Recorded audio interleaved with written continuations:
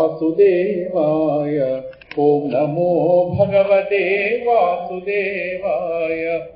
ओम नमो भगवते वासुदेवाय। ओम नमो भगवते वासुदेवाय। ओम नमो भगवते वासुदेवाय। ओम नमो भगवते वासुदेवाय। ओम नमो भगवते वासुदेवाय। ओम नमो भगवते वासुदेवाय।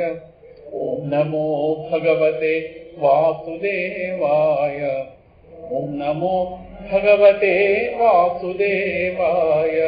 ओम नमो भगवते वासुदेवाय। ओम नमो भगवते वासुदेवाय।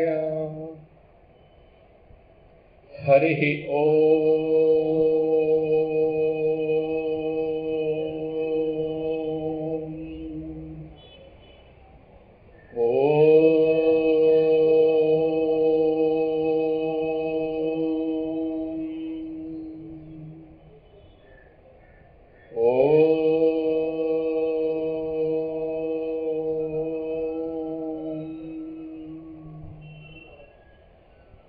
सत्यं विधातुं निजभृत्या भाषितं व्याप्तिं च भूतेष्वखिलेषु चात्मनः अदृश्यताद्यद्भुतरूपमुद्वहन् स्तम्भे सभायां न मृगं न मानुषम् प्रह्लादवरद नरहरि नमो नमो दयानिधि। प्रह्लादवरद नरहरि नमो नमो दयानिधि। प्रह्लादवरद नरहरि नमो नमो दयानिधि। प्रह्लादवरद नरहरि नमो नमो दयानिधि। नमो नमो दयानिधि। नमो नमो दयानिधि।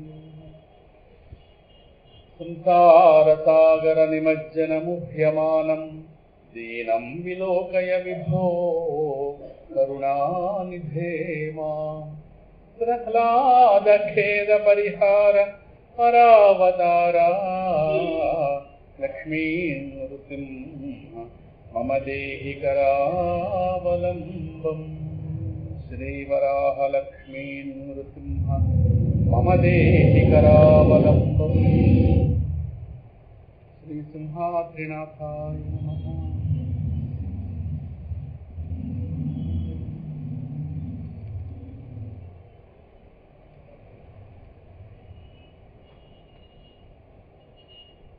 ఇరవై మూడోది చెప్పుకోవాలి కదా. Page number 230. 230లో 23.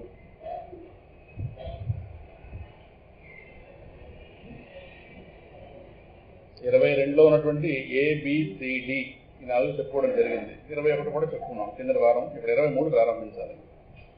ఇదంతా కూడా సుషుప్తిని ఆధారం చేసుకుని ఉన్నటువంటి ఆలోచన. సుషుప్తి అంటే గాఢ నిద్ర. ఇవన్నీ పరిశీలిస్తే మనకు తెలుస్తాయి. ఇవన్నీ నిత్య జీవితంలో మన అనుభవంలో ఉన్నవే. అయితే పరిశీలన లేదు. పరిశీలిస్తే జ్ఞానం వస్తుంది. చూస్తే విషయం తెలుస్తుంది, పరిశీలిస్తేనే జ్ఞానం. చూస్తే జ్ఞానం రాదు. చూస్తే ఫలానా తెలుస్తుంది. కానీ అలా ఉన్నదాని ఏంటంటే దాన్ని పరిశీలించాలి. బుద్ధికి పని చెప్పాలి. బుద్ధికి పని చెప్పడం వల్ల అప్పుడు కాస్త అందులో జ్ఞానం బయటపడదు. అలాగే మెలకువ, స్వప్నం, సుషుప్తి మన అందరికీ ఇవి నిత్యం అనుభవిస్తున్నవి. ఈ 3 కొత్తగా నేర్చుకోక్కర్లేదు. మెలకువ ప్రపంచంలో అలాగే ఉన్నాం. కళలు అందరూ మనకి అనుభవంలో ఉన్నవే. గాఢ నిద్ర ఇది కూడా అనుభవంలో ఉన్నదే. కానీ సహజంగా వాటిని మనం పరిశీలించాం. ఇతర పడుకుంటా లేచిపోతాం, కళ వచ్చిందంట, ఏదో పైకి వచ్చిన తర్వాత మళ్ళీ ఏదో మన భావాల్లో పడిపోతాం, కానీ పరిశీలించాం. అలాగా వెనకకి తిరిగి పరిశీలించేవాడు ఋషి అవుతాడు. అలా కాకుండా ముందు కొట్టుకుపోతుంటే జీవితం లాగా వెళ్ళిపోతుంది, అన్యాయం అయిపోతుంది. వెనక్కి తిరగాలి. ఎప్పుడైనా కారణ వస్తువు శోధన. కారణ వస్తువు అంటే ఆధారమైన వస్తువు. ఆధారమైన వస్తువు తెలియాలంటే వెనక్కి తిరగాలి. వెనక్కి తిరగడం అంటే ఇలా వెనక్కి తిరగడం అని కాదని అర్థం. బుద్ధిని వెనకగా ఆలోచింపచేయడం, అదే ఇక్కడ మనం చేస్తున్నాం. ఇదంతా ఇది చదివిన తర్వాత ఇది మా జీవితంలో సత్యం కాదని ఒక్కరు లేదు చెప్పండి. అక్కడ 10 మందిలో ఒక్కరు చెప్పచ్చు, లేదు మొత్తం పరిశీలించండి. మొత్తం ఎక్కడైనా సరే ఇందులో ఇప్పుడు 23వ పాయింట్ ఇదే కాదు, ఇందులో రాసినవన్నీ కూడా సత్యాలు ఇవన్నీ. కానీ మనం ఎందుకో దాన్ని అంగీకరించాం. పైకి అనగానే లోపల మాత్రం అంగీకరిస్తాం, కానీ పైకి ఎందుకో దాన్ని ఆచరణలో తెచ్చుకోం. పరిశీలిద్దాం. నీవు నిద్రలోకి వెళ్లడంలో కనబరిచి తీవ్ర ఆసక్తి చెప్పకనే చెబుతోంది కదా. మనకి ప్రపంచంలో ఎవరికి ఏది ఇష్టం ఉన్నా ఏది ఇష్టం లేకపోయినా నిద్ర అంటే అందరికీ ఇష్టం. ఇప్పుడు పడుకోకండి, ఎలాగో ఇంకో 2 గంటల తర్వాత ఉన్నది అదే పని కదా. నిద్ర ఇష్టం లేని వాళ్ళు ప్రపంచంలో ఉన్నారా? ఈ మాట నేను అడగ రమణ మహర్షి గారు చెప్పారు. ఎవరైనా ఉంటే 4 పేర్లు రాసి ఇవ్వండి. నిద్ర ఇష్టం లేనివారు అంటే ఏదో మనకు ఏదో తీవ్రంగా ముఖ్యమైన పని ఉందనుకోండి, అప్పుడు టెంపరీగా పోస్ట్ పోన్ చేస్తాం నిద్రని. కారణం ఇక్కడ పని ఉంది కాబట్టి. కానీ పని అయిన తర్వాత మొత్తం కలిపి వడ్డీతో కలిపి పడుకుంటాం, అసలు ప్లస్ వడ్డీ. ఇది పని అయిపోయిందిగా, మనసు తెలివి ఉడిపోయింది కనుక వడ్డీ, అసలు ప్లస్ వడ్డీ కలిపి నిద్రని త్యాగం చేసిన వాడు ఎవరు ఉన్నారా? అంటే నిద్ర అంటే మాకు ఇష్టం లేదండి, ఎందుకు మాకు నిద్ర వస్తుంది లాగా అని అన్నవాళ్ళు ఎవరుంటారు? ఉంటే ఒకడు ఉంటాడు, గొప్ప స్థాయిలోనే భగవత్ సాధకుడు. ఎందుకంటే నిద్ర పేరుతో సమయం పోతుంది. అందుకే వాళ్ళు నిద్రను తగ్గించుకుంటూ వస్తారు. రకరకాల ప్రయత్నాల చేత నిద్రను తగ్గించుకుంటూ వస్తారు. అసలు నిద్ర లేకుండా చేయడానికి కుదరదు, అది ప్రకృతి నియమం. అది తగ్గించుకుంటూ వస్తారు. స్వామి రామతీర్థ రోజు మొత్తం మీద 2 గంటలు పడుకున్నవాడే, 22 గంటలు భగవత్ సాధన, 2 గంటలు. ప్రహ్లాదుడు చెప్పాడు కూడా శిష్యులకి, తన తోటి బాలుతో చెప్తాడు, నిద్రలో సగం భాగం నిద్ర రూపంలో అన్యాయం అయిపోతుంది. 100 ఏళ్ల జీవితం జీవించామంటే 50 ఏళ్ల జీవితం. ఉదయం నిద్ర, మధ్యాహ్నం నిద్ర, రాత్రి నిద్ర, అనుకోకుండా వచ్చిన నిద్ర, నిద్ర పేరుతో పోతుంది 50 ఏళ్ళ ఆయుష్.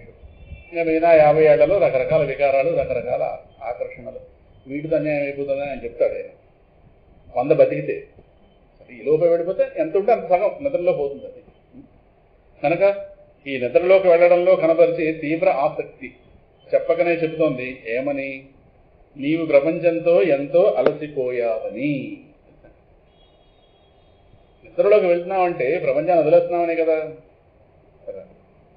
కదా కాదు, ప్రపంచంతో వ్యవహారాలు టెంపరీగా పక్కన పెడుతున్నామనే కదా. మరి అంతగా ప్రపంచాన్ని ప్రేమించిన మనం ప్రపంచానికి ఆ సమయానికి స్వస్తి పలుకుతున్నాం లేదా? ఆసక్తిగా వెళుతున్నాం నిద్రలోకి, అక్కడేదో అనాసక్తితో కాదు, ఆసక్తితో వెళుతున్నామంటే ఆ చేష్ట పెట్టి ఆ సైకాలజీ ఏమిటి? ప్రపంచంతో విసిగిపోయామని. ఆ ప్రపంచంతో విసిగిపోవడం ఏదైతే ఉందో దాని మీద అనాసక్తి, అది దీని మీద ఆసక్తిగా మారుతుంది. ఎందుకంటే ప్రపంచాన్ని భరించలేని తరం, ప్రపంచాన్ని మోయలేని తరం, ప్రపంచాన్ని అసలు ఏమాత్రం సహించలేని తరం, ఇవన్నీ సహజంగా లోపల వస్తాయి మనస్సుకి. ఏ మనస్సు అయితే అప్పటిదాకా ప్రపంచాన్ని ఎంతగా ఇష్టపడిందో దానికి ఒక్కసారి ప్రపంచాన్ని సహించలేని తరం అవుతుంది. ప్రపంచం అంటే మనం అనుకున్న నిర్వచనం కాదు, ఇక్కడ చూడండి. ప్రపంచం అంటే నీ దేహేంద్రియ ప్రాణ మనోబుద్ధులతో మొదలెడి ఇంట్లో వాళ్లను కలుపుకునే సమస్తం ఇది ప్రపంచం. ప్రపంచం అంటే 4 గోళ్లకు అవతల ఉన్నది కాదు, ఇంట్లో వాళ్ళు కూడా ప్రపంచమే సుమా, ఒకరికి మరొకరు ప్రపంచమే. అర్థమవుతుందా? ఎక్కడి నుంచి దాని క్యాలిక్యులేషన్? దేహం నుంచి ప్రారంభించి, ప్రధానమైన దేహం. మొత్తం అన్ని గొడవలకి కారణం దేహమే. ఇది గుర్తించిన వాడు జ్ఞానం అవుతాడు. అది గుర్తించడం కష్టం, గుర్తించనివ్వదు. అది ఇక్కడ మహామోహపూరిత అనే వస్తువు. అది పెట్టే మోహం, అది పెట్టే భయం ఇంకా అంతగా దానికి వచ్చే సమస్యలకు భయపడితే కొంతమంది సాధన దూరం అయిపోతున్నారు.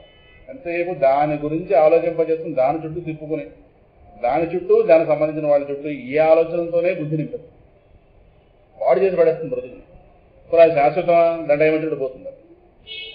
అది తీసుకెళ్ళి ఇంకో దేహానికి వస్తుంది. ఇలాగే అన్యాయం అయిపోతున్నాం. ఏ దేహం వస్తే ఆ దేహం మనం మోహంలో పడతాం. ఎందుకంటే ఇంకా ఆ దేహపరమైన ఆలోచన అలాగే ఆలోచించుకుని ఆ దేహాన్ని పుట్టిన వాళ్ళు గోల అన్యాయం అయిపోతుంది.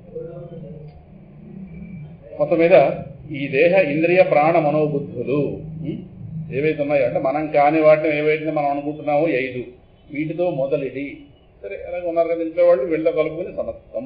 ఇది ప్రపంచం అంటే నిర్వచనం. అర్థమవుతుందా? సో ఈ ప్రపంచంతో విసిగిపోయాం, మనసుతో విసిగిపోయాం.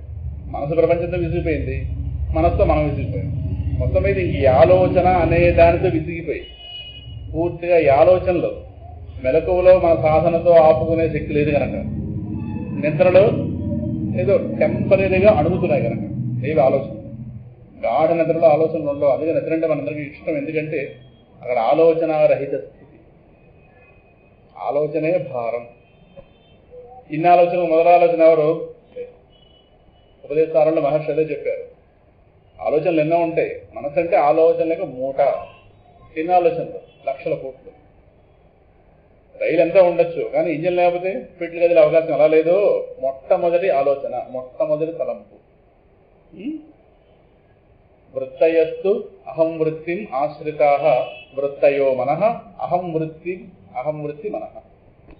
వృత్తయో మనో విద్యహం మనః వృత్తయస్త్వహం వృత్తిమాశ్రితాః వృత్తయో మనః విద్యహం మనః వృత్తయో మనః విద్యహం మనః వృత్తయస్త్వహం వృత్తిమాశ్రితాః వృత్తయో మనో విద్యహం మనః.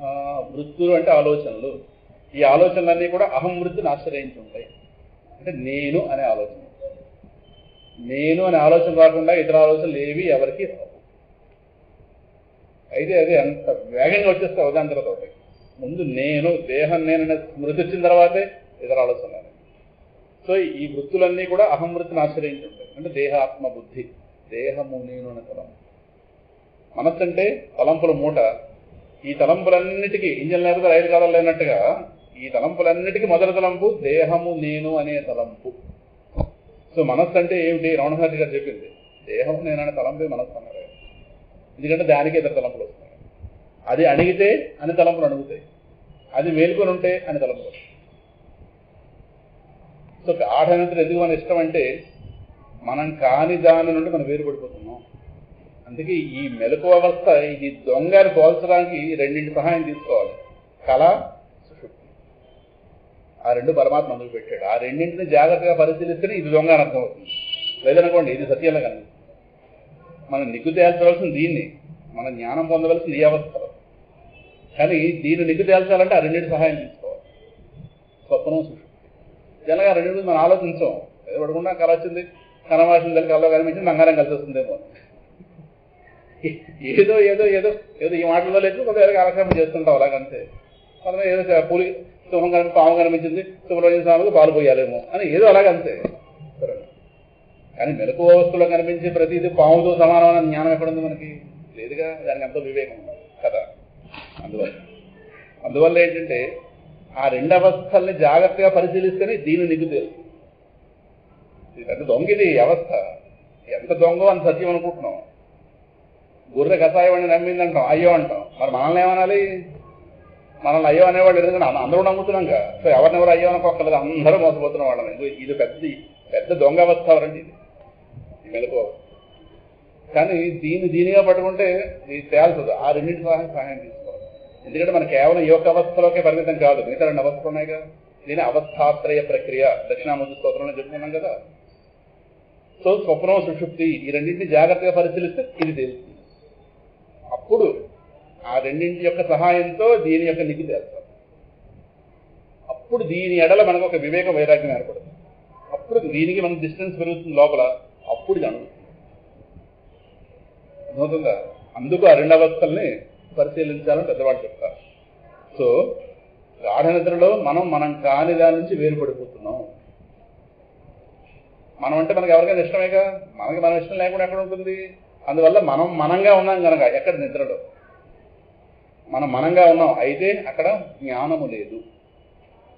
జ్ఞానం లేదేమో కానీ మనం మనంగా ఉన్నాం. అందుకే మనందరికీ మనం అంటే మనం ఇష్టం కనుక మనం మనంగా ఉన్నాం కనుక నిద్ర అంటే బాగా ఇష్టం. ఆ ఉన్న స్థితిలోంచి ఒక్కసారి పైకి గంటపడతాం. పైకి గంటపడ్డాం అంటే మళ్ళీ దేహబుద్ధి, నేను దేహము అని తలపోయింది.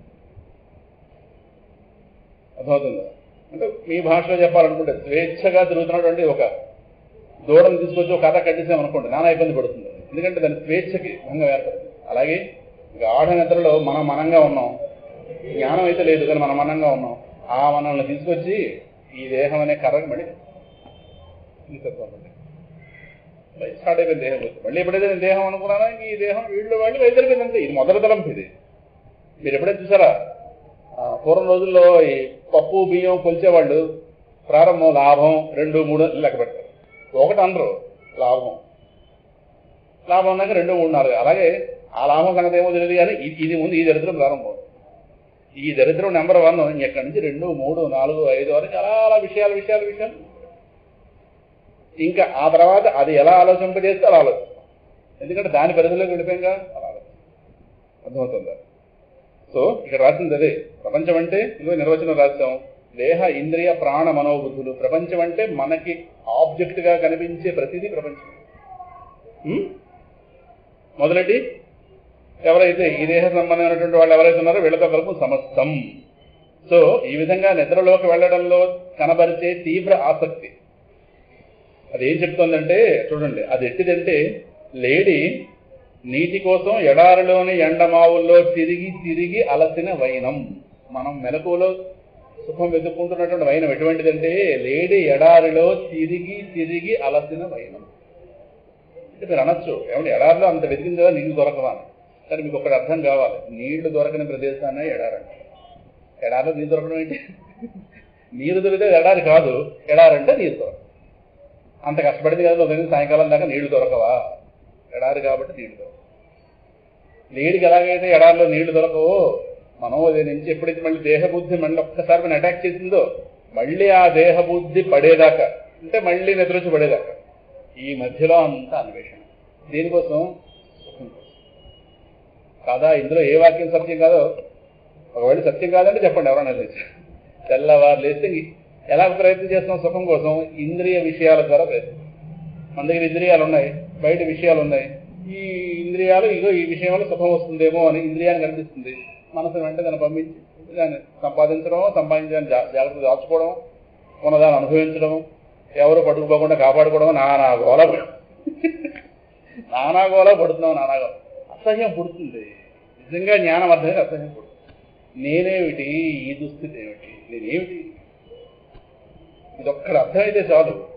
ఒక అసహ్యం పుట్టాలి, అజ్ఞానం మీద అసహ్యం పుట్టాలి. సరే ఇంట్లో గలవారు లేచి 10 గంటలైనా స్నానం చేయకుండా తిరుగుతున్నాడు అనుకోండి, వంటి అసహ్యం పుట్టదా? పెద్దవాళ్ళదే వల్ల చిన్నవాళ్ళదే మీద పడి కొడతాం కూడా, అసహ్యం పుట్టదు. 10 గంటలైనా స్నానం చేయకుండా ఎవరు ఎలా ఎద్దులా తిరుగుతా ఉంటే ఇల్లంతా అడుగుతుంది. మా ఇళ్ళలో అలాగే తిరుగుతారు, మరి మీ ఇళ్ళలో ఏం తిరుగుతా తెలియదు. ఎద్దులా తిరుగుతా వేడు, స్నానం బాణం లేకుండా ఉండకూడదు. ఇంట్లో దరిద్రం, అసహ్యం, ఇంటికి అమంగళం. అదే ఇది మాటలు వస్తాయి కదా. అలాగే అజ్ఞానమనే మాలిన్యం మన పట్టు పీడిస్తుందో ముందు అసహ్యం పుట్టాలి. అసహ్యం పుడితే వెంటనే పరమాత్మ పాదాలు పట్టుకుంటాం. ఆ పట్టుకున్నటువంటి తీవ్రత జ్ఞానం వైపు నడిపిస్తుంది. అందువల్ల లేడి నీటి కోసం ఎడారిలో ఎండమావుల్లో తిరిగి అలసిన వైనం. చూడండి తర్వాత వాక్యం, దానికి ఎడారిలో నీరు శూన్యం, నీకు ప్రపంచంలో శాంతి శూన్యం.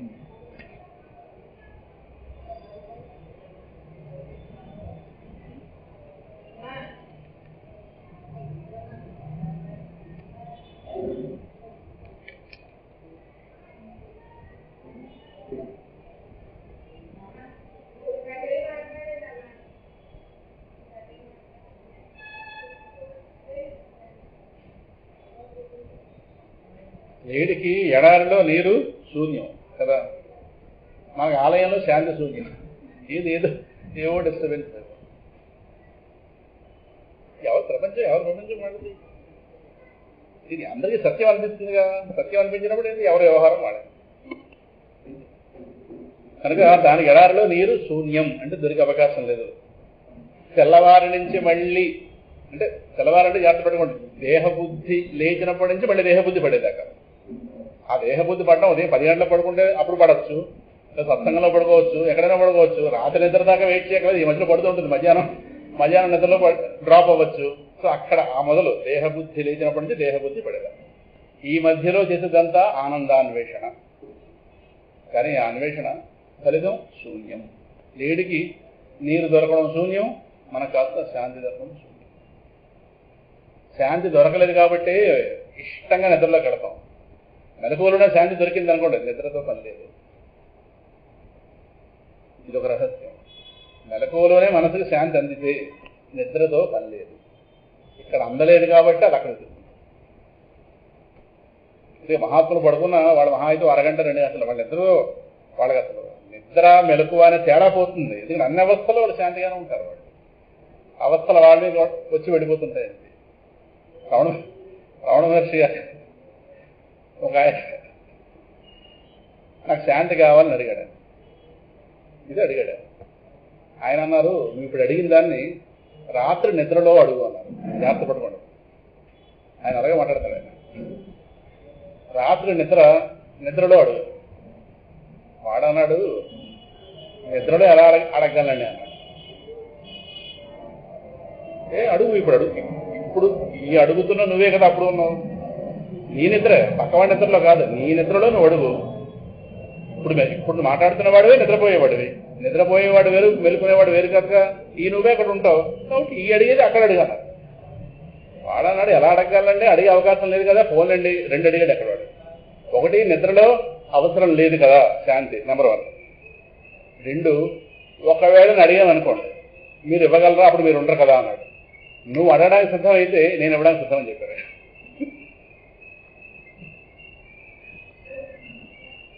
ఫోన్లంటే మీరు ఇస్తారులే, వేరే సంగతి కానీ నిద్రలో శాంతి అవసరం ఏముందని. ఎందుకు లేదు?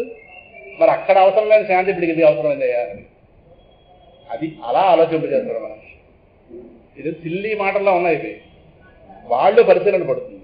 నీకు అక్కడ శాంతి అవసరం లేదు, నీకు అక్కడ శాంతి ఎందుకు అవసరం లేదు?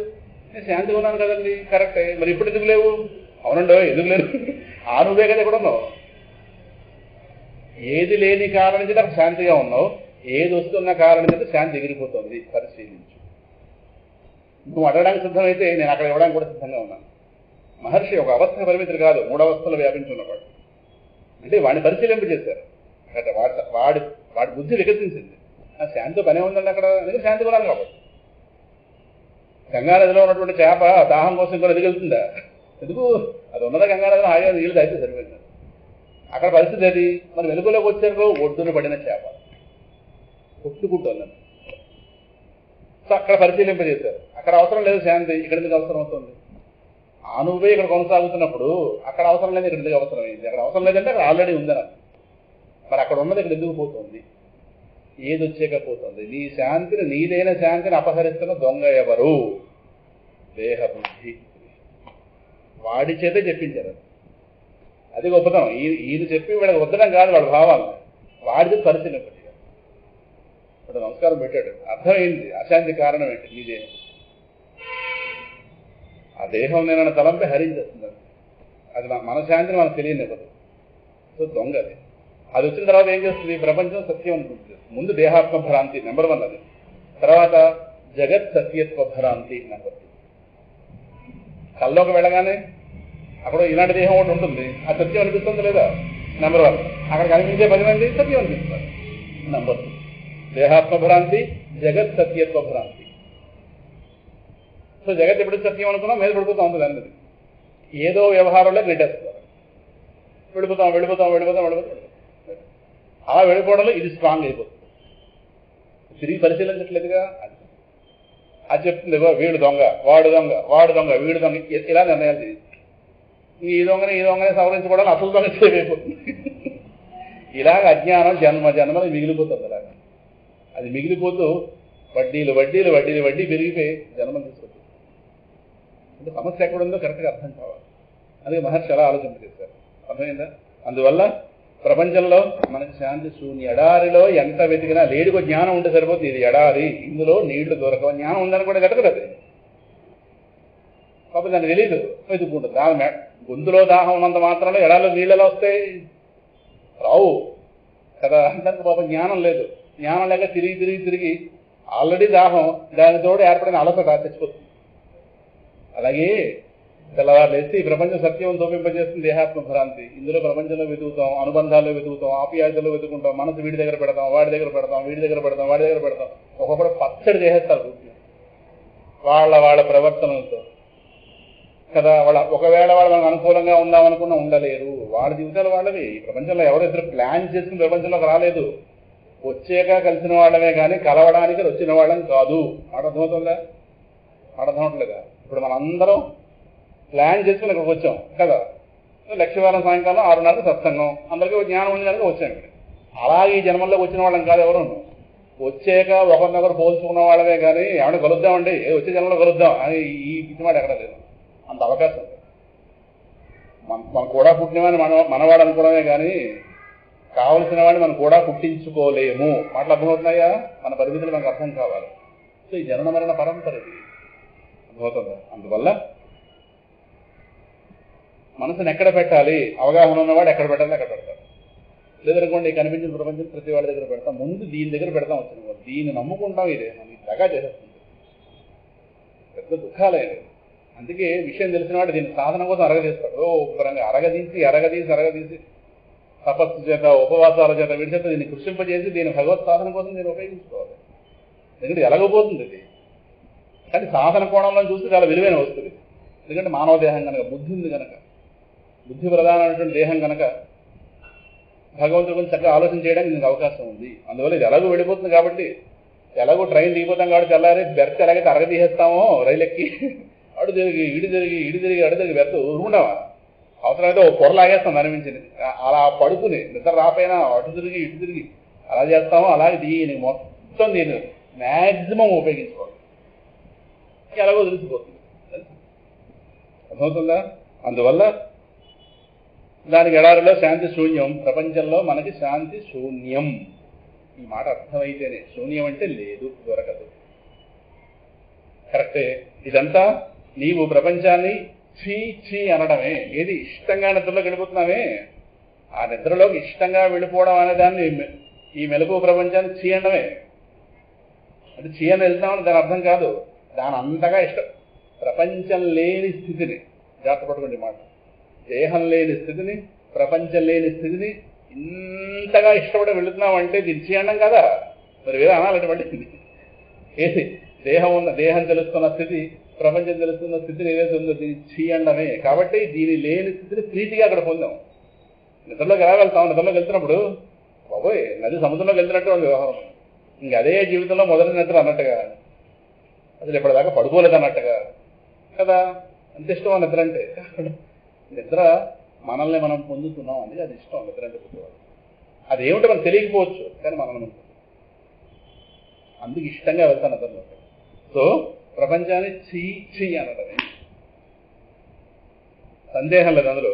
కానీ ఆ బుద్ధి స్థిరంగా ఉండదు. మేలుకున్న తర్వాత తెల్లవారాక మోహాలన్నీ షరా మామూలే. అర్థమవుతుందా? చాలా మంది అంటుంటారు ఆ నిద్ర ఏముందండి, నిద్ర స్ట్రెయిన్ పోవడానికంటే కళ్ళు ఎందుకు పోయడం, అలా కూర్చోవచ్చు కదా. కళ్ళు ఎందుకు పోయడం? ఇప్పుడు రెస్ట్ కోసం ఉండే రెస్ట్ కరెక్టే. ఇప్పుడు మనసులో కూర్చోమన్నారు, హాయిగా జారపడచ్చు, కాళ్ళ కింద తలడా, చేతుల కింద తలడాలు, కళ్ళు మాత్రం మూయకండి. మీ ఇష్టం ఎంతసేపు మనసులో కూర్చోండి. కళ్ళు ఎందుకు పోయడం? అలా కాదు కళ్ళు మూస్తాం పడుకోమండి, అయితే మధ్యలో లేపుతుంటాం. అలాగా మేము పడుకునిస్తే ఇలా అంటుంటాం. అలాగా పడుకోండి. ఇప్పుడు ఎందుకు అందులోకి వెళ్ళడం, మరి అక్కడ దాకా ఎందుకు అలాగా? అది అక్కడే కళ్ళు మూస్తేనే ప్రపంచం అరెస్ట్ అవుతుంది, ప్రపంచ నిరోధం అవుతుంది. క్రమంగా దేహబుద్ధి నిరోధం అవుతుంది. క్రమంగా ఇంద్రియాలన్నింటి వేరు పడతాం మనం. కానీ వాటి లోపల చేస్తాడు పరమాత్మ. ప్రపంచానికి సంబంధించిన మరుపు ఇస్తాడు, దేహానికి సంబంధించిన మరుపు ఇస్తాడు. అదే మత్త స్మృతి జ్ఞానం అపోహనంచ పురుషోత్తం ప్రాప్తి.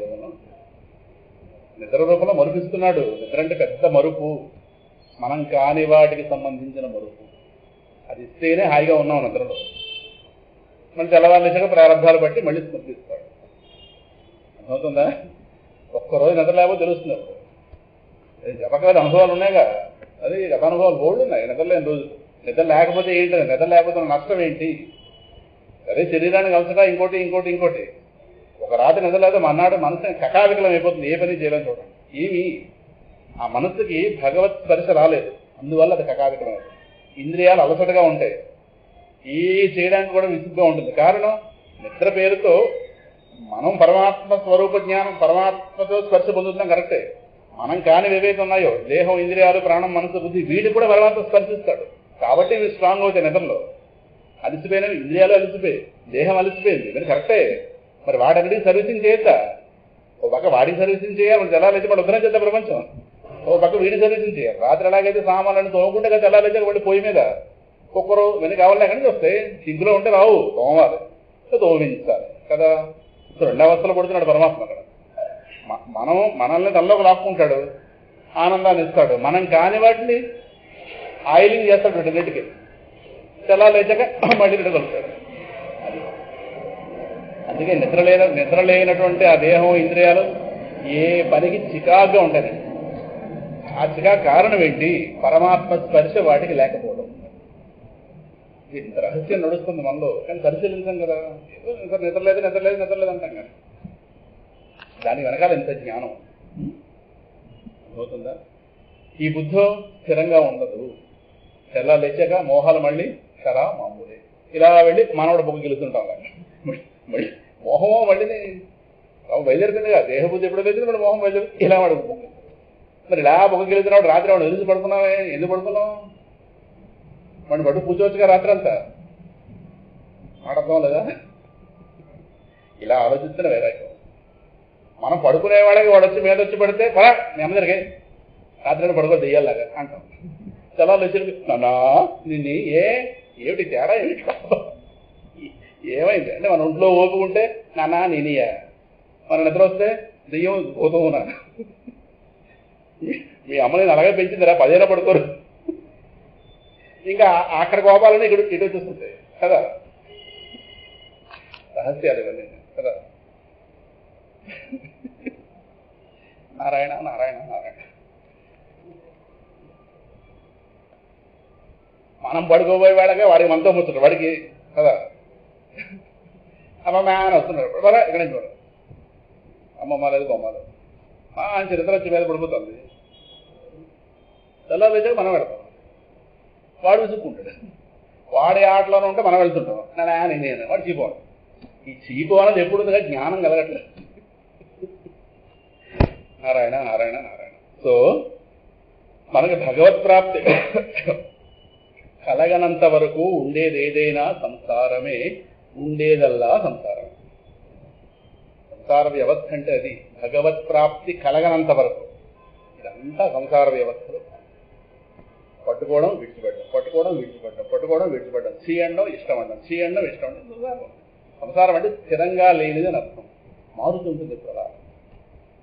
సో భగవత్ ప్రాప్తి కలిగేంత వరకు, భగవత్ ప్రాప్తి అంటే నా స్వరూప జ్ఞానం నాకు కలిగేదాకా, నా స్వరూపమే భగవంతుడు, భగవంతుడికి నాకు ఎడం లేదు. అర్థమవుతుందా? నేనే నా జ్ఞానం కలిగితే నేనే పరమాత్మ. నాకన్నా అన్యంగా రెండో వస్తువులు లేదు. వాడు అనంతమైన వస్తువు, నేనంటే ఎక్కడ ఉంటాను వేరుగా. సో ఆ భగవత్ ప్రాప్తి కలగనంత వరకు ఉండేది ఏదైనా సంసారమే, ఉండేదల్లా సంసారం. సో మళ్ళీ జన్మలు వస్తే ఏదో ఉండదు, ఇలాగే ఉంటుంది. ఇప్పుడు ఒక ఖైదీని అంతవరకు ఒక రూమ్లో ఉన్నవాడిని తీసుకెళ్ళి మార్చారు అనుకోండి, అందులోనే వాడు ఏడు తేడా వచ్చింది. ఏమయ్యా ఒక కొత్త ఖైదీ వస్తున్నాడు, కొంచెం రికమెండేషన్ క్యాండిడేట్ నీది వాడికి ఇచ్చాం, నువ్వు అందులో సర్దుకో అని చెప్పి వాడు చెప్పక్కర్లేదు, వాళ్ళు అక్కడే అక్కడ పెడేస్తారు లేదు కదా. సో వాడి ఇందులోకి మారాడు. లేదు కొంచెం బాగులేని దాని నుంచి బాగుంది దానిలోకి మారాడు, అప్పుడు అలా అనుకుందాం. అందులో ఇందులోకి మారినా వాడు ఆ జైల్లోనే ఉన్నాడు. ఈ మాత్రం జ్ఞానం ఉంది కదా. అలాగే మళ్ళీ పుడితే ఇంకో దేహంతో వస్తే ఇదే ప్రపంచంలో. దేహ మార్పిడి అంటే ఏదో కాదు, ఖైదీకి గది మార్పిడి. కొత్తగా ఏదో వచ్చేసేది ఏది ఉండదు. అయితే ఆ గదిలో కొంచెం సున్న వేసి ఉండదు, గదిలో సున్నం లేదు. ధనవంతుడిగా పుడితే సున్నాలు వేసిన దేహాలు అంటే కొంచెం బాగుంటాయి. సున్నాలు వేసిన దేహాలు, ఏదో పేదవాడిగా పుడితే సున్నాలు లేని దేహాలు. సున్నం అంటే కదా తెలుపు రంగు, దాని అర్థం ఇంకో ఉన్నాయి కదా మోహ పెట్టడానికి. అది నెక్స్ట్ 24 ఏమిటి వాళ్ళు బాగానే అర్థం చేస్తున్నారు. నిన్నండి బుధవారం క్లాసు ప్రహ్లాదపురంలో 4వ అధ్యాయం అదే బ్రహ్మార్పణం, ఆ తర్వాత శ్లోకాలు.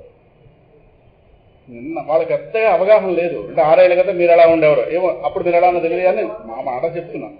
ఇప్పుడు ఏదో కొద్దిగా చాలా కొద్దిగా అంటే కొంత టెర్మినాలజీ, అంటే కొంత పదజాలం మీకు అలవాటు అయింది, వాళ్ళకి ఏం తెలియదు.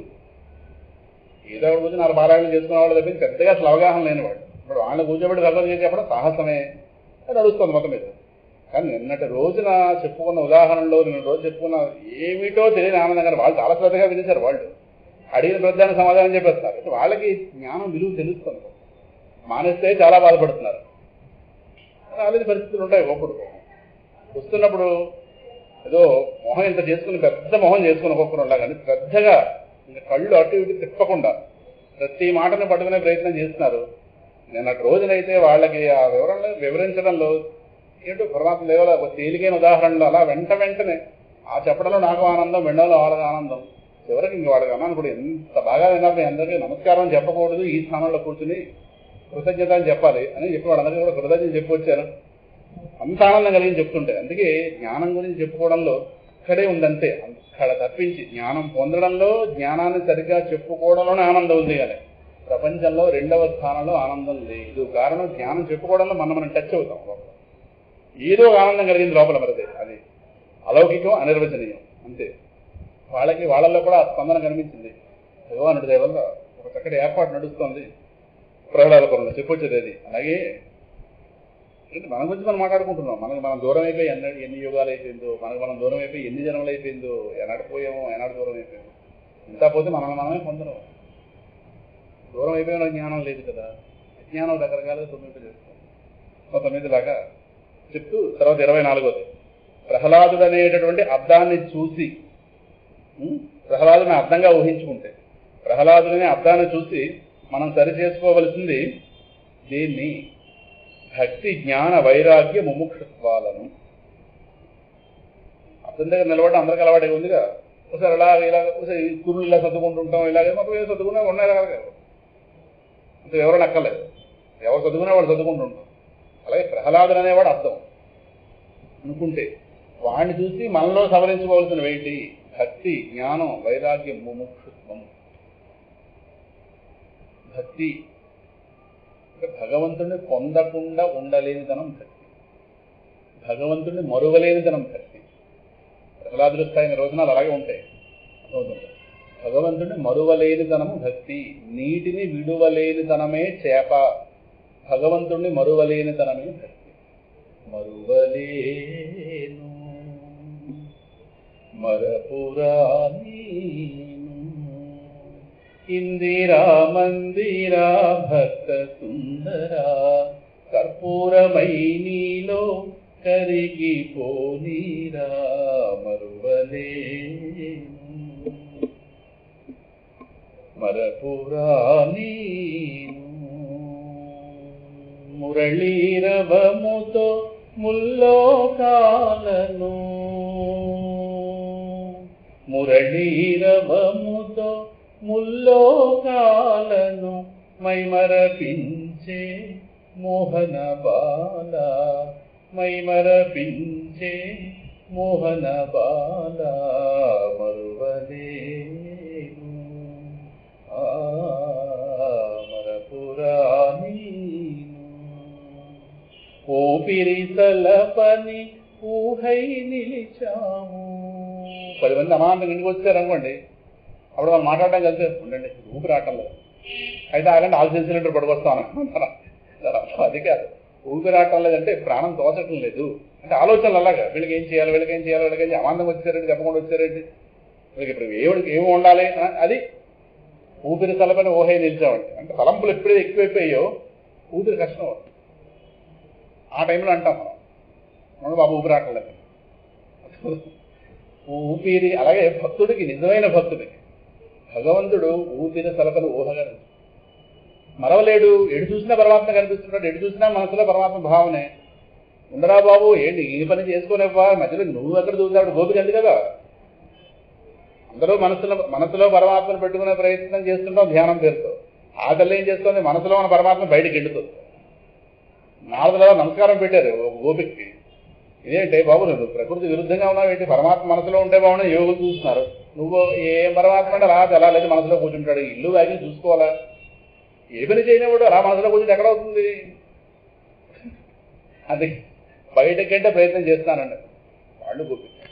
అలాగా ఊపిరి తలపని ఊహై నిలిచావు, ఊహకి అందని ఉనికై మిగిలావు. ఊపిరి తలపని ఊహై నిలిచావు, ఊహకు అందని ఉనికై మిగిలావు, ఊహకు అందని ఉనికై మిగిలావు మరువలేను. ఊహకు అందని ఉనికి అంటే పరమాత్మ అనంత వస్తువు. అనంత వస్తువుని మనస్సుతో ధ్యానం చేయాలి. మరి ఏం చేయాలి? ఈ ధ్యానించే మనస్సు వెళ్ళి అనంత వస్తువులో కరిగిపోయి అదిగా నిలిచిపోవడమే. ఎందుకంటే ధ్యానించే మనస్సు కూడా అనంత వస్తువులో భాగమే. ఇంకేం ధ్యానిస్తుంది? ఇప్పుడు ఆకాశాన్ని ధ్యానించడం చూద్దాం, ఏంటి ధ్యానిస్తారు? ఏదో మీరు ధ్యానించేది ధ్యానిస్తారు, కానీ మీ మనసులో ఎంత ఆకాశం పడుతుంది? ఆకాశం అంతా అనంతం. ఆకాశాన్ని ధ్యానించలేం కదా. పరమాత్మ అనంతమైన వాడు. పరమాత్మ రూపం పెట్టుకుని ధ్యానిస్తున్నాం, అది ఒక ఏర్పాటు అంతే. కానీ పరమాత్మ యథార్థ స్వరూపం అనంతత్వం. దాన్ని మనసు ఏం చేయాలి? ధ్యానించడం కాదు, అర్థం చేసుకోవడం. అర్థం చేసుకుని అందులో కరిగిపోవడం. కరిగిపోయి అదిగా నిలిచిపోవడమే మోక్షము. అర్థమవుతుందా? అందువల్ల ప్రహ్లాదుని చూసి నేర్చుకోవాల్సిన భక్తి, ఇంకా జ్ఞానము. జ్ఞానం అంటే ఏది సత్యం, ఏది అసత్యం, ఏది నిత్యం, ఏది అనిత్యం, ఏది నేను, ఏది నేను కాదు. ఈ సంసార వ్యవస్థ ఏంటి? ఈ కనిపిస్తున్న ప్రపంచం సత్యమా? శాంతి ఎక్కడుంది? నేను కోరుకుంటున్న శాంతి నాకు ఎందుకు లభించడం లేదు? అలా కాదు, లభించనటువంటి శాంతిని ఎందుకు కోరుకుంటున్నాను? ఎలా అడిగినా పర్వాలేదు. కోరుకున్నది ఎందుకు లభించడం లేదు? నెంబర్ 1. పోలండి లభించట్లేదు, లభించిందని ఎందుకు కోరుకుంటున్నాను? లభించేదాన్ని కోరుకోవచ్చుగా. లభించేదాన్ని కోరుకోవడం అంటే దుఃఖాన్ని కోరుకోవడం. కోరుకోవచ్చు. ఇది తెల్లారులేసి లభిస్తున్నది అదేగా, దానికి సిద్ధంగా లేవు. అలాగని శాంతిని కోరుకోకుండా ఉంటామా? ఉండలేము. కోరుకున్నామని చెప్పి లభిస్తుందా? లేదు. ఏంటి ఇక్కడ? ఏమిటి పరిస్థితి? కోరుకున్నది లభించదు, లభిస్తున్నది మనం కోరుకుంటున్నది కాదు. నలిగిపోతున్నాం, తలుపు సందులో చేయబెట్టి నొక్కినట్టే ఉంది. మాట అర్థమవుతుందా? తెలుగు మాటే. కోరుకున్నది లభించటం లేదు, లభిస్తున్నది మనం కోరుకుంటున్నది కాదు. ఇక్కడే మనిషిలో ఘర్షణ లేదో కాదు, ఇదే ఘర్షణ. ఇలా 10 మంది కలిస్తే కుటుంబం, వీడో ఘర్షణ వాడో ఘర్షణ. ఇంట్లో ఎవడెవడ బ్రహ్మజ్ఞానం ఉంటే ఏ గొడవలేదు, అందరికందరూ ఒకటే కదా. వాడో ఘర్షణ కాదు, మనో ఘర్షణ, వీడో ఘర్షణ, ఈ నలుగురు కలిస్తే కుటుంబం. ఇది సంగతి. ఎవరు సుఖపడతాం ఇలాగుంటాం. సో జ్ఞానం అంటే అది. అంటే ఏదైతే వ్యవస్థ కనిపిస్తోందో దీనికి కారణ వస్తువు ఏంటి? నేనెవరు? నేను కానిదేంటి? ఈ ప్రపంచం ఎంతవరకు సత్యం? ఈ ప్రపంచంలోకి ఈ రాకపోక ఏంటి? నా ఇష్టంతో, నా ప్రమేయం లేకుండా నాకు జన్మ రావడం ఏంటి? నాకు ఈ దేహాన్ని ఎవడు సెలెక్ట్ చేశాడు? అదని ఆలోచించద్దా? అంటే 3 పూటల భోజనం చేసి అయిపోయిందా? అలా అయిపోతే ఇంకేమి కాదు. ఇవన్నీ ఆలోచించడానికి బుద్ధి ఉంది. మానవ దేహాన్ని ప్రత్యేకత బుద్ధితో చేయవలసిన ఆలోచన ఇది. నేను ఎక్కడి నుంచి వచ్చాను? దీని అంతటా కదా మా మహర్షి ఒక ప్రశ్నతో చెప్పారు, నేనెవడను?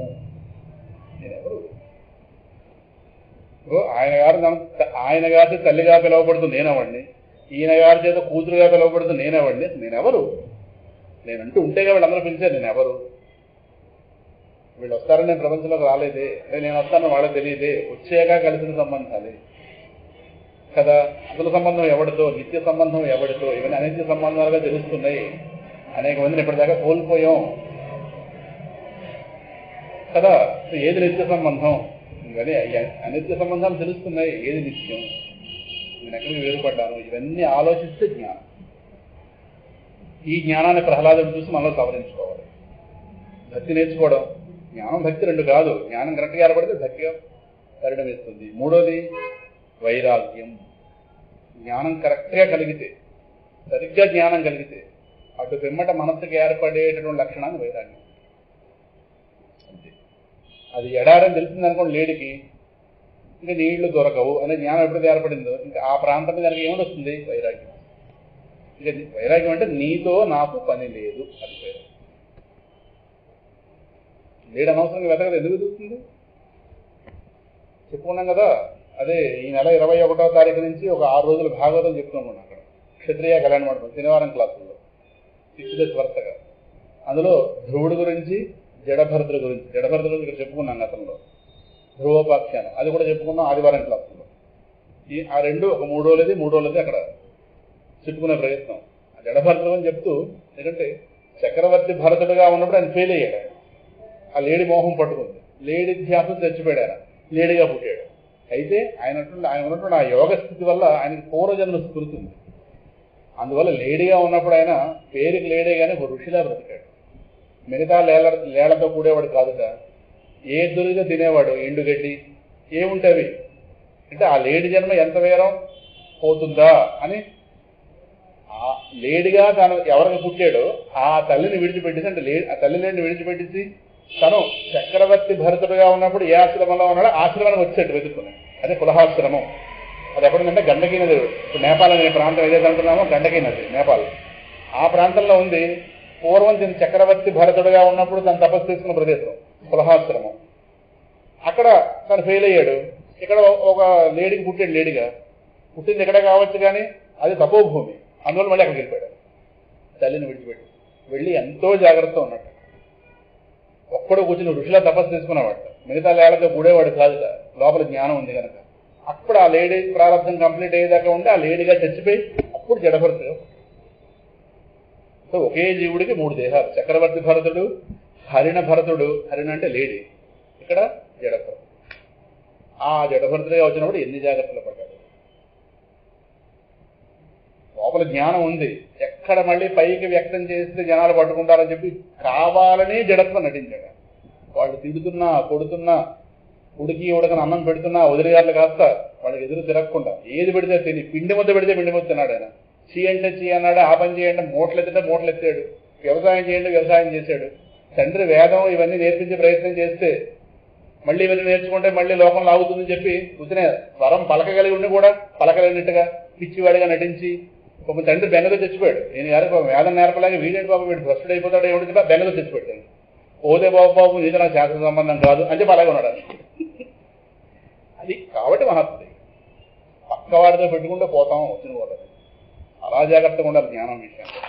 ఒకవేళ పెట్టుకుంటే సత్సంగ సభ్యుడితోనే పెట్టుకోవాలి, కానీ భగవత్ ప్రాప్తి కాంక్ష లేని వాడిని దగ్గరికి రానివ్వకూడదు. అంటువ్యాధి ఉన్నవాడిని అలా దగ్గర రానివ్వమో, ఇంట్లో వాడైనా సరే వాడు కదా, ఇంట్లో వాడైనా సరే అంటువ్యాధి ఉన్న దగ్గర రానిస్తాం, ఇటు దూరం కూర్చోరా. వాడు జలుబు ఉందనుకోండి దగ్గర ఆగరా, నీ దువాలు వేరే వాడు, నీ దువాల కలిపిక. ఎందుకంటే ఏం జలుబు, ఊళ్ళో రకరకాల రోగాలు వస్తున్నాయి. నీ తగ్గడం ప్రధానంగానే నీ తగ్గుతూ మాకు వచ్చింది అనుకో, మేము ఎక్కడ పడతాం అంటున్నామా లేదా. అలాగే భగవత్ ప్రాప్తి పొందాలనే కాంక్ష లేని వాడిని దగ్గరికి రానివ్వకూడదు. నమస్కారం పెట్టి రాకపోవడం, ఇదే జడభరతుల్లో. ఆ జడభరత వాక్యానం అలాగే ధ్రువుడి గురించి ఈ రెండు కూడా అక్కడ చెప్పుకునే ప్రయత్నంలో ఉన్నది. కానీ వైరాగ్యం అంటే అసలు ప్రపంచం స్పందిస్తే ప్రపంచం లాగేస్తుందేమో అని చెప్పి స్పందన లేని వాళ్ళకి ఒక రాయి ముద్దులో కూర్చునేవాడు. అలాగే లోపల మళ్ళీ బ్రహ్మజ్ఞానం పైకి వ్యక్తం కాకుండా లోపల నివురుగప్పి నిప్పులో ఉన్నాడు. ఒక పక్క తేజస్సు కనిపిస్తోంది కానీ అలాగ అనగదొక్కున్నాడు లోపల. బాబాయ్ ఒకసారి ఫెయిల్ అయ్యాను మళ్ళీ ఫెయిల్ అవుతానేమో, ఇంకా వీడితో వాడితే పెట్టుకోకూడదు. అది కనిపిస్తుంది జడభరతుడు. ఆయన గారికి ఈ రఘుగణ మహారాజు గారు వదిలి కూర్చున్నాడు. ఆయన రాజుగారికి పల్లకి మోయడానికి కూడా అవసరమైంది, విడిపించాడు. మోసాడు అంతే.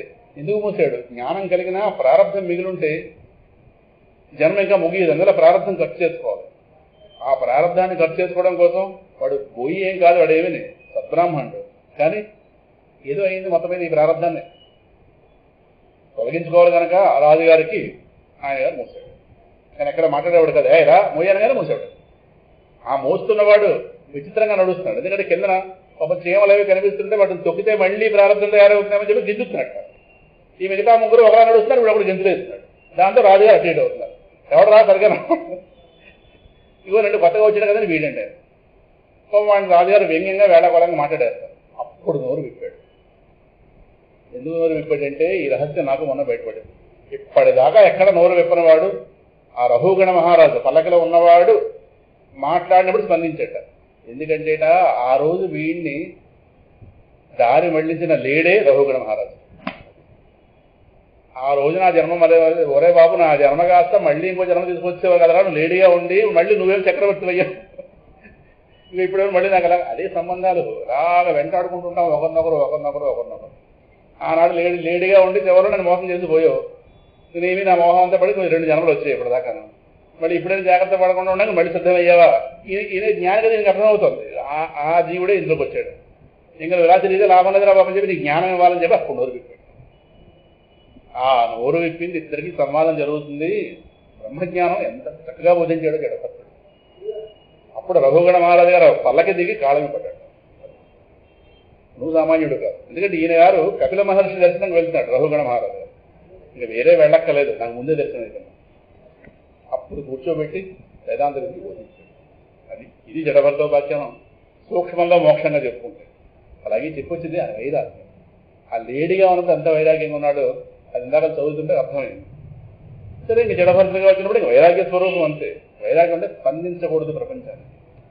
ప్రపంచం అంటే అర్థమైన తర్వాత ఇష్టం తిరగకూడదు.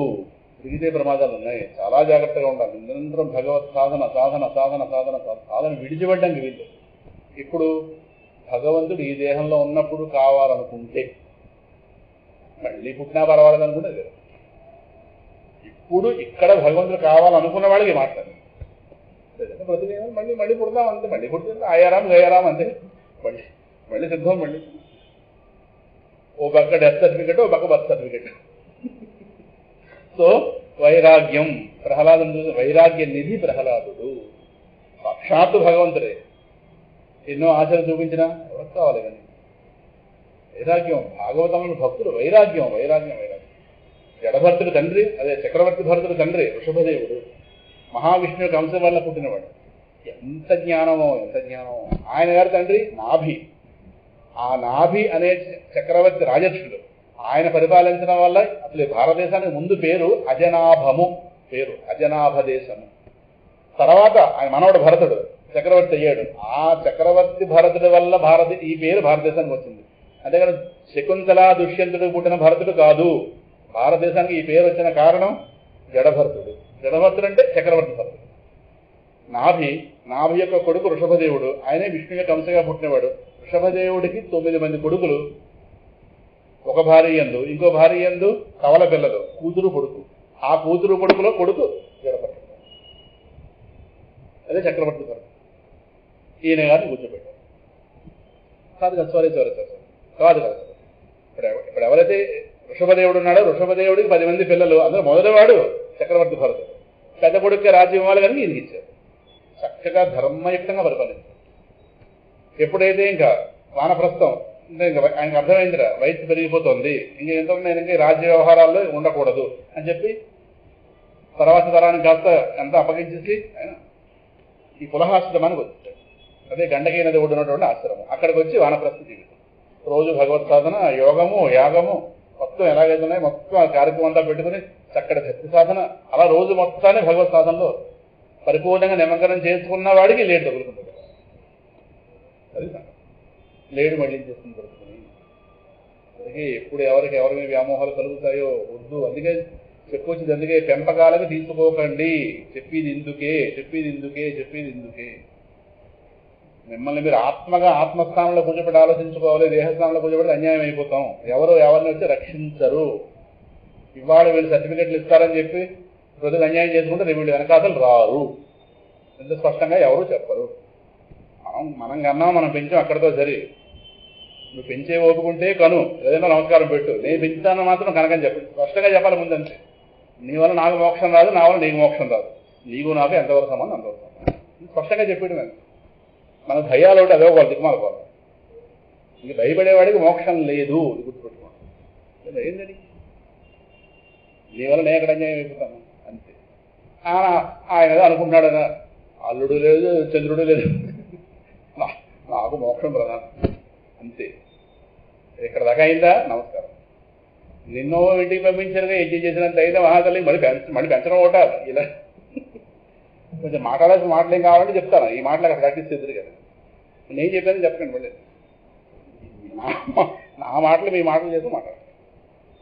నీతోనే వెళ్ళిపోయింది 50 ఏళ్ళ జీవితం. మళ్ళీ వీడోడు పట్టుకోవాలి. మళ్ళీ దేనికి మోహం ఏర్పడ్డాక ఏదో చక్రవర్తి భరతులకు లేడి పిల్లని వీడికి నాకేమో వీడవడవు. సరిపోయిందా? నమస్కారం. ఏమనుకోక వెళ్ళొచ్చు. ముందే స్పష్టత ఇస్తే ఇవ్వాలి.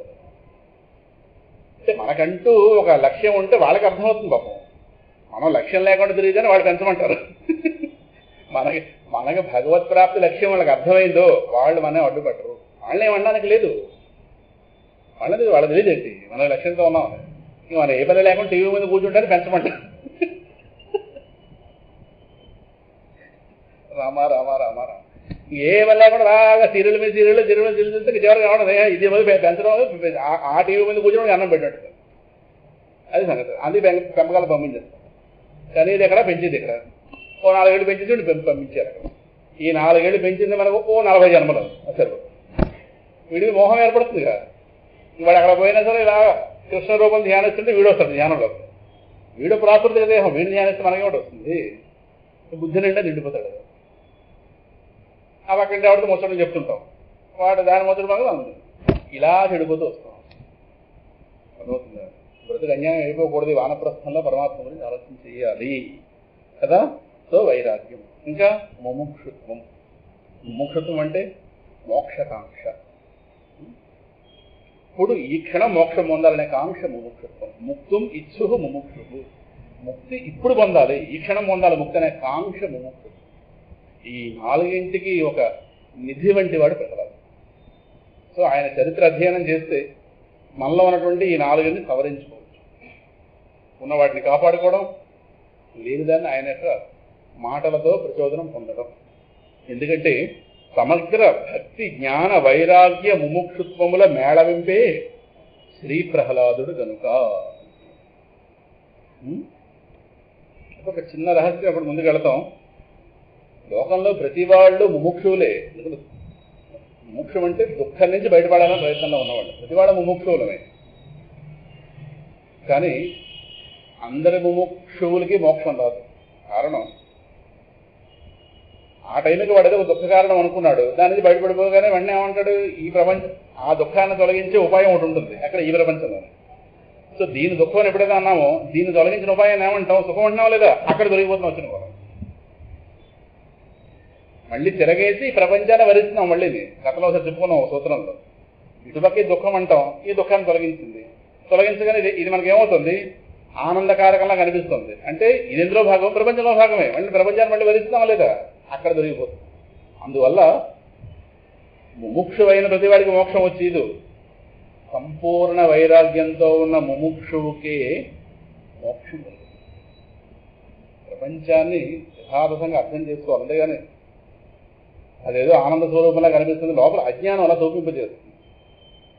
సో దీనికి ఇవ్వక వరిస్తాం. వరించగానే మళ్ళీ దాని ఇప్పుడు ఇవాళ ఈ క్షణం సుఖపెట్టింది, రేపు దుఃఖపెట్టింది. అప్పుడు ఇప్పుడు ఈ క్షణంలో ఇది దుఃఖపెట్టింది, ఈ దుఃఖాన్ని తొలగించింది, కరెక్టే. రేపు ఈ తలనొప్పై కూర్చుంటుంది.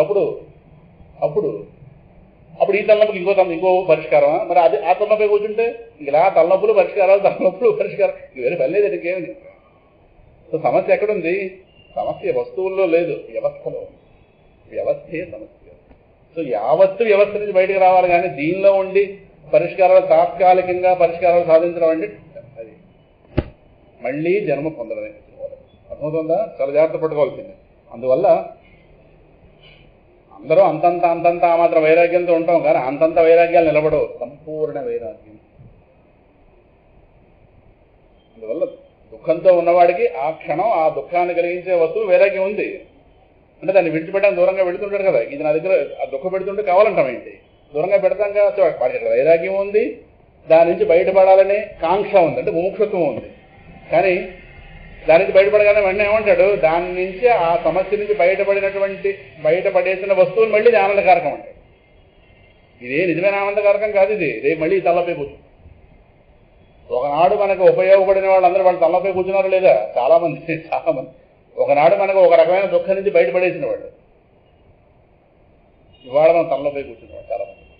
మరి అప్పుడు ఆనాటికి కరెక్ట్ అయ్యి మరి ఇవాళ సమస్య ఎక్కడుంది అంటాను చెప్పేది. అది అలా మోసం చేస్తుంది. ఓ సమస్య చూపిస్తుంది, దీని పరిష్కారం చూపిస్తుంది.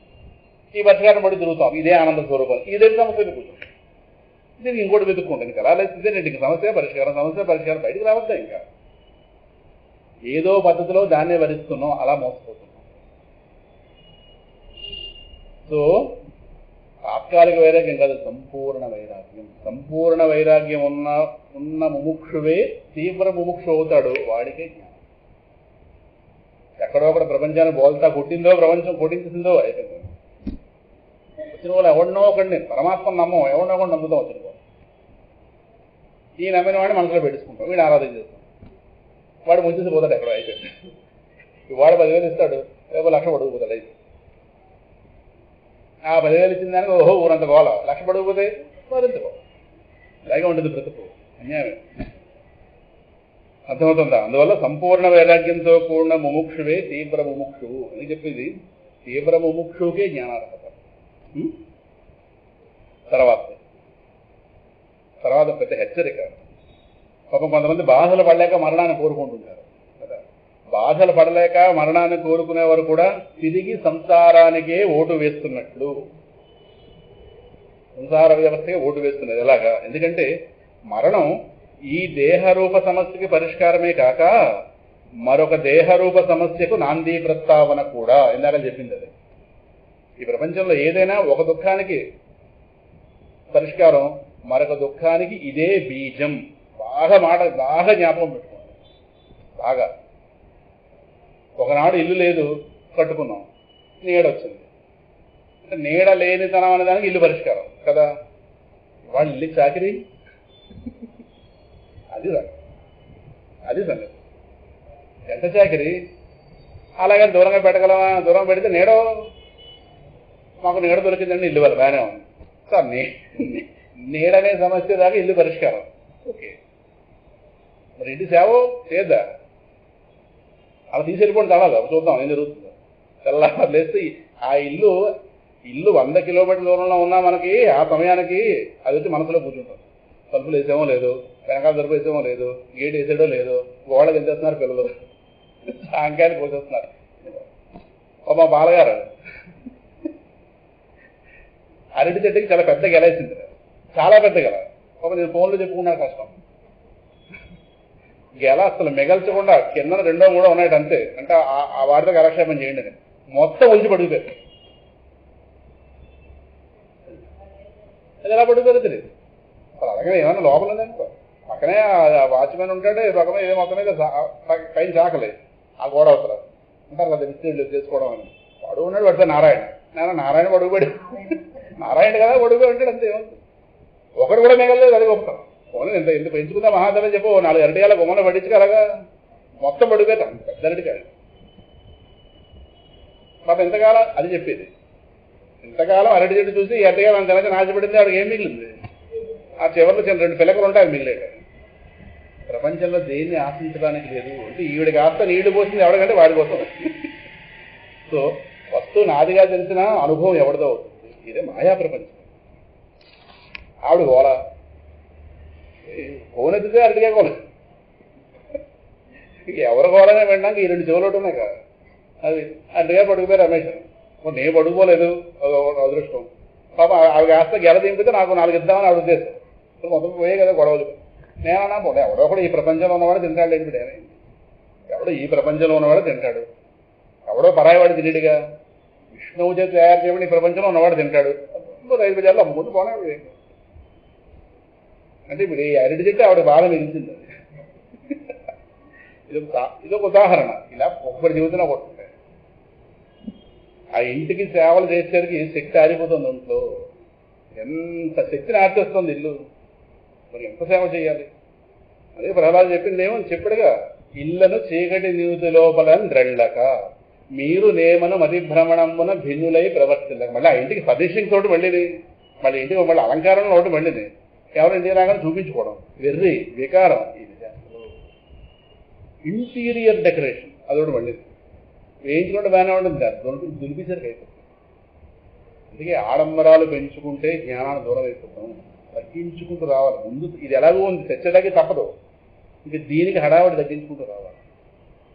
సూక్ష్మంలో మోక్షంలాగా ఎంత తక్కువైతే అంత. గాంధీ మహాత్ముడి జీవితం చూస్తే తెలుస్తుంది. ఆయన దేహం విడిచేసరికి ఇంట్లో 4 టమాటా పళ్ళు, 2 విరిగిపోయిన ఫ్రేములు కలద్దాలు, ఒక 5 రూపాయలు 6 రూపాయలు అంతే. ఇదే ఆయన నాకు 2, 3 పంచులు. ఇది గాంధీ మహాత్ముడు. అందుకు కూడా మహాత్ములయ్యారు. చూసారు ఏమున్నాయి ఇంట్లో, ఏముంటుంటే ఇవే ఉన్నాయి, ఏమిటి ఉంటాయి. నేను దాచేసి వెళ్ళిపోలేదు గాంధీ మహాత్ముడు. ఎందుకంటే సామాన్య జీవితానికి దూరం అయిపోయామో, ఆడంబరాలు పెరిగిపోతే ఇవి సవరించుకోవడంలో బ్రతుకు వెళ్ళిపోతుంది. ఈ మానసిక శక్తి వృధా అయిపోతుంది. ఇంకెక్కడ జ్ఞానం వింటాం? మినిమం ఎలాగో తప్పదు. రమణ మహర్షి గారి కూర్చోలేము, ఎందుకంటే దానికో దివ్యమైన ప్రారంభం ఉండాలి.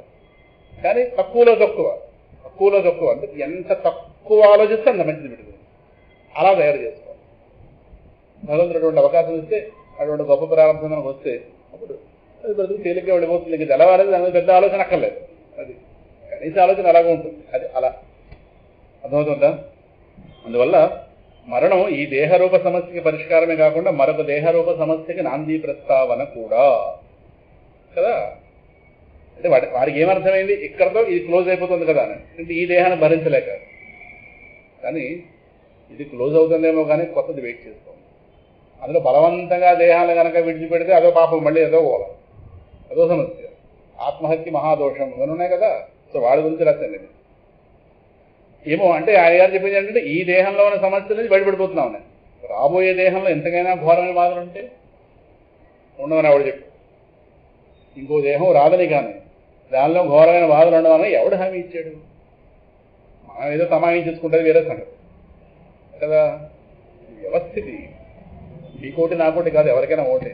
అక్కడ మరిన్ని ఘోరమైన సమస్యలు ఉంటాయి, అక్కడ మరిన్ని ఘోరమైన ఆపదలు ఉంటాయి.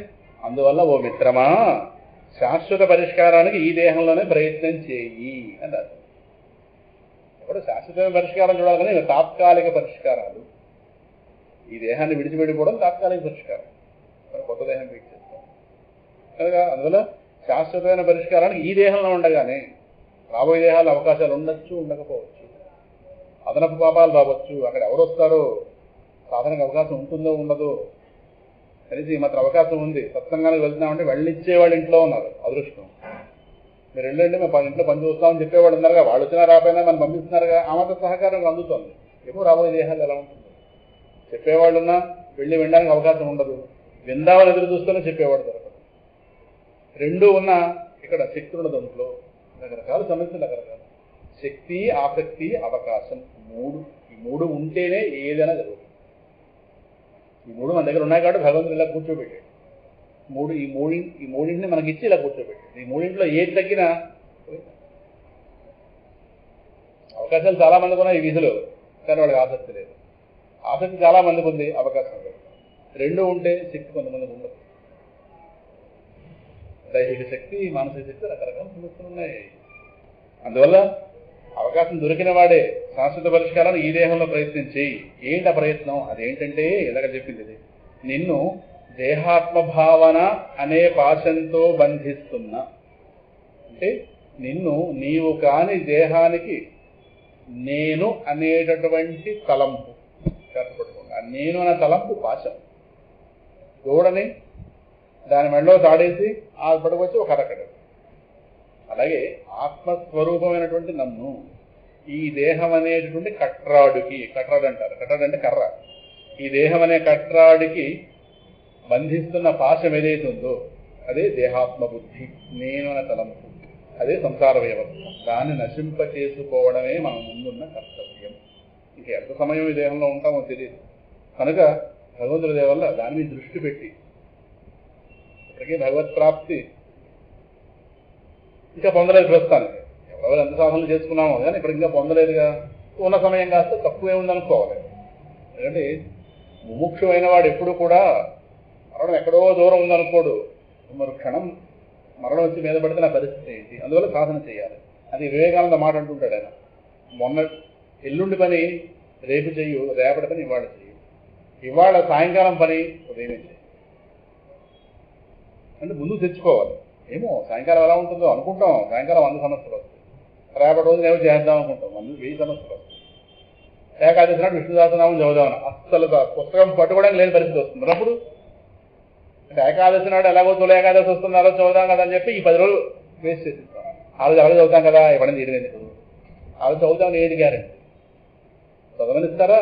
చదవని వాళ్ళు ఇంట్లో సిద్ధమవుతారు. మరి అప్పుడు వాళ్ళు సేవలు చేయలేము, ఇక్కడ పుస్తకం తెరవలేము. సో భగవత్ సాధనకి ఏది సమయం? ఈ క్షణమే సమయం. ఇప్పుడు ఈ క్షణం అంతే. ఏమో మరుక్షణం నా చేతుల్లో లేదు అని ఆలోచించేవాడికే ముక్తి వైపు అడుగు పడుతుందేమో కానీ. అందుకే మా కింద వారం చెప్పుకున్నాం కదా, జీవితానికి సంబంధించిన ఏ విషయాన్నైనా పోస్ట్ పోన్ చేసి నష్టం లేదు. మోక్ష ప్రయత్నాన్ని మాత్రం పోస్ట్ పోన్ చేయకూడదు. మోక్ష ప్రయత్నం విషయంలో, మోక్షం విషయంలో మన యొక్క అలసత్వాన్నే మనం క్షమించుకోకూడదు. అంటే మనం క్షమించుకుంటున్నాం వచ్చిన కూడా దేనికి క్షమించుకున్నా పెద్ద నష్టం లేదు. అవన్నీ ఈ దేహానికి సంబంధించినవే. కానీ మోక్ష ప్రాప్తి విషయంలో మాత్రం మనం క్షమించుకోకూడదు. మన అలసత్వాన్ని మనం క్షమించుకోకూడదు. తర్వాత నష్టపోతే మనకి మనమే సమాధానం చెప్పుకోవాలి. ఉన్న సమయం తక్కువ ఉంది, అందువల్ల కాస్త భగవానుడి దయవల్ల ఇవి అవగాహనలన్నీ కూడా సో నిన్ను దేహాత్మభావననే పాశంతో బంధిస్తున్నా సంసార వ్యవస్థని నశింపచేయడమే అనేటువంటి మాటతో ఇది కాస్త చెప్పుకున్నాం. మళ్ళీ వచ్చే వారం 26వ తారీఖు 26వ తారీఖును కూడా ఈ విషయమే ఈ పుస్తకం ప్రస్తావించుకుని ఆ తర్వాత లక్ష వారం 2వ వారం అవుతుంది, 2వ తారీఖు. కానీ 1 నుంచే ప్రారంభిస్తాం అనుకున్నాం కదా. 1 నుంచి 5వ తారీఖు దాకా, ఆగస్టు 1 నుంచి అంటే బుధవారం నుంచి 5 ఆదివారం దాకా 5 రోజుల పాటు శంకర భగవత్పాదుల వారి యొక్క స్తోత్రం ధన్యాష్టకం అనే దాని మీద 5 రోజుల ప్రవచనాలు చెప్పుకుంటాం. విషయం ఏంటో 2 రోజులు చెప్పుకున్నాం కదా. 6వ వార్షికోత్సవం అవుతుంది. మనం ఇక్కడ భగవద్గీత క్లాసులు ప్రారంభించి 6వ వార్షికోత్సవం 6 ఏళ్ళు నిండుతుంది.